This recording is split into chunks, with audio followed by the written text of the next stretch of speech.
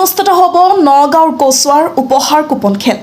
আজিৰ কাৰণে ধামাকা অফাৰ। এতিয়া আপুনি 100 টকাত লাভ কৰিব 2টা টিকট আৰু 300 টকাত লাভ কৰিব 7টা টিকট। প্ৰশাসনৰ সম্পূৰ্ণ অনুমতি সাপেক্ষে নগাঁও জিলাত কচুৱা আঞ্চলিক ছিনিয়ৰ ছেকেণ্ডাৰী স্কুল নিৰ্মাণৰ সহায়তাতে হ'বলৈ গৈ আছে বৃহৎ উপহাৰ কুপনৰ খেল। এই খেলখনত সৰ্বমুঠ 50খন প্ৰাইজ, তাৰে কুপনৰ প্ৰাইজ 25খন আৰু বহিৰ প্ৰাইজ 25খন।